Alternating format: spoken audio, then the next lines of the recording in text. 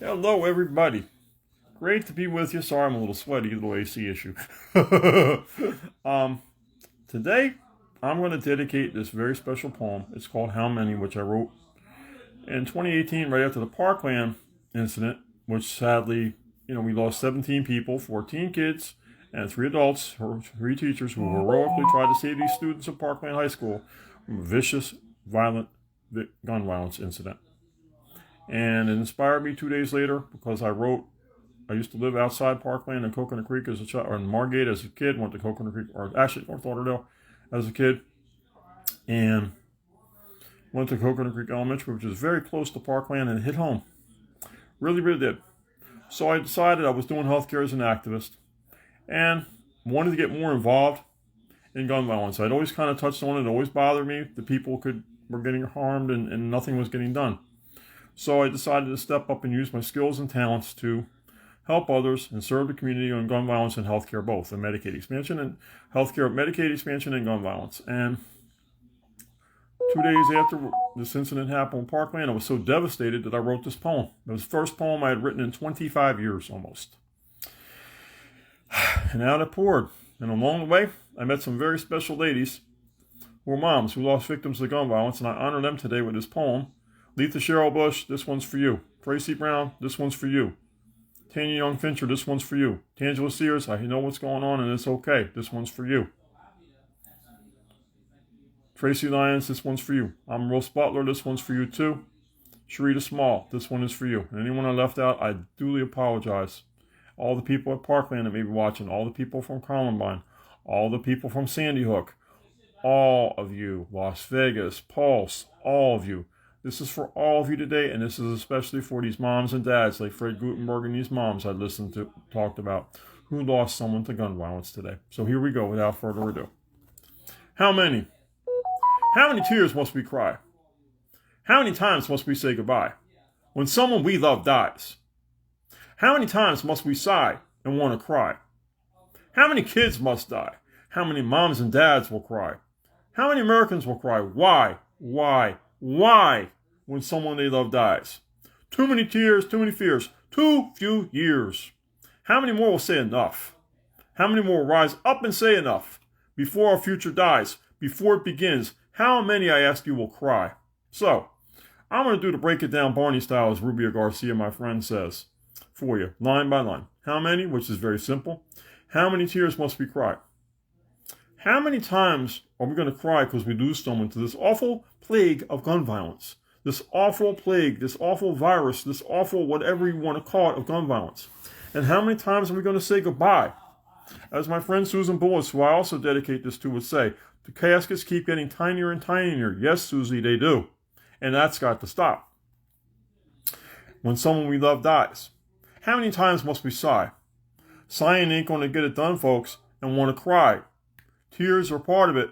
Grieve, yes, but act. Not going to read that poem today, but act. And how many kids must die? Parkland, Pulse, Sandy Hook, young people, all of them. Just to name a few. Really. Uvalde, of course. Really, people. How many kids keep dying on the streets every day like Jada Page did, like King Carter did, who's my dear friend Tawana Aiken's grandnephew. Went to see a lady buy candy and was gunned down, who activated a movement, including me, Susan, and a few others. We do this for you too today, King. We do this for you too today, Santonio and Monica. We love you. We love all y'all moms. But how many of them are going to keep crying? People need to see some of these grieving mothers like Leatha and Tracy and Tan. They really do need to see them. And these moms and dads like Santonio and Monica, they need to see them. Maybe that'll move them. Maybe that'll shake them up. So, next part of this. How many Americans will cry, why?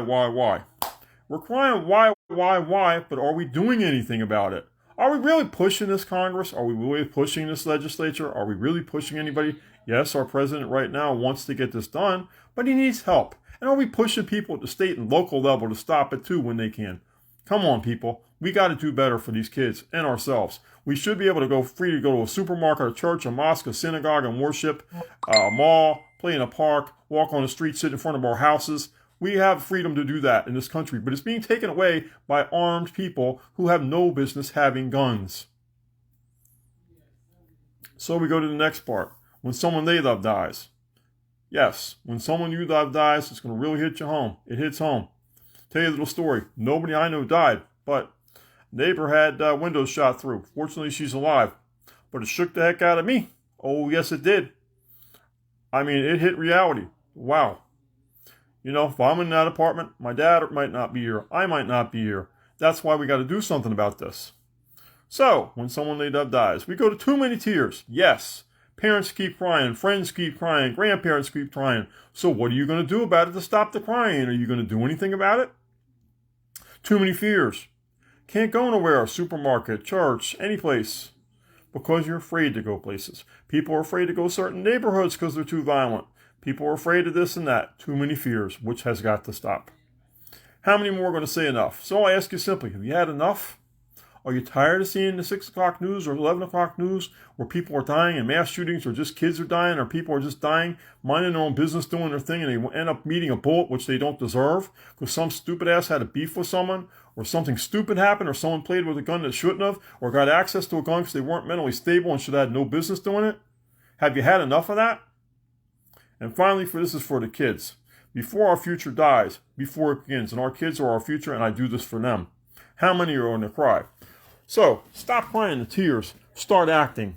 Yes. Stop crying and start acting. So, this is for National Poetry Month, and I'm going to read it again one more time to close it out so it resonates with you guys without the breakdown. How many? How many tears must we cry? How many times must we say goodbye when someone we love dies? How many times must we sigh and want to cry? How many kids must die? How many moms and dads will cry? How many Americans will cry? Why when someone they love dies? Too many fears, too many tears, too many fears, too few years. How many more will say enough? And I've had enough. Have you? How many more will rise up and say enough? Have you had enough? Before our future dies, before it begins, how many will cry? This film is featured in my new book, which will be coming out also soon. I want to thank Miss Jill Griffin Batista and my dear friends Tawana Akins for assisting in this. The book will be called Activate Poems and Memes to Inspire Change, among other things in it. I want you guys to read this book, and hopefully it'll inspire you to get out there and do some stuff, and do some good in your communities, do some good in your states, and do some good in this country, and take it back from the bad people who are trying to mess it up. Thank you all. Have a great day, and God bless.